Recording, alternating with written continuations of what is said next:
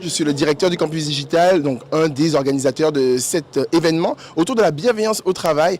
Le constat était assez simple à faire. Aujourd'hui, dans notre centre de formation, nous travaillons avec des entreprises, mais également des particuliers. Et ces particuliers viennent chez nous parce qu'ils sont à la recherche de sens. Ils cherchent en fait souvent à se reconvertir et on se pose la question, on discute avec eux, on échange et on se pose la question du pourquoi.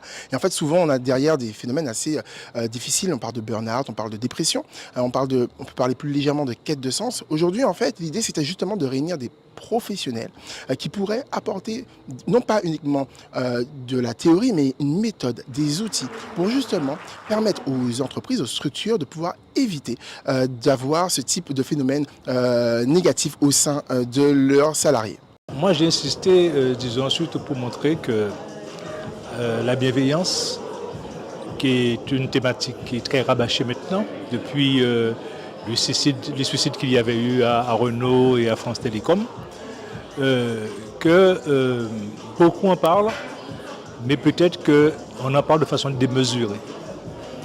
Moi, j'ai pour habitude de dire que la bienveillance est nécessaire dans les entreprises, la posture de la bienveillance, l'esprit de la bienveillance, la vision de la bienveillance, parce que c'est une vision qui repose sur un humanisme, sur une conception de l'homme, sur une vision de l'homme, mais ça peut rester quelque chose, disons, d'insaisissable, parce que ce n'est pas une méthodologie.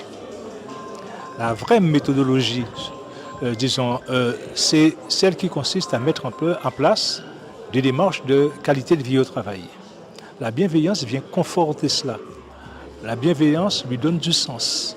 Mais la véritable démarche méthodologique, c'est celle de la qualité au travail, celle qui est développée par l'ANAC, notamment l'Agence nationale pour l'amélioration des conditions de travail. Et donc, je pense que c'est ça qui est important. Ce n'est pas une donnée, il faut vraiment qu'il y ait une volonté de mettre ça en œuvre. Alors, ceci dit, quand on parle de bienveillance, j'ai insisté sur une deuxième chose, c'est que parfois, ça peut paraître quelque chose de manipulatoire.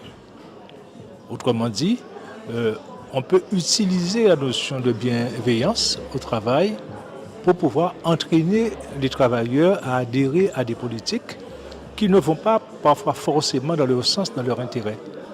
Donc c'est pourquoi il y a quand même à être vigilant là-dessus. Il ne faudrait pas qu'il y ait une utilisation abusive du terme, mais vraiment l'adosser à la démarche de qualité de vie au travail.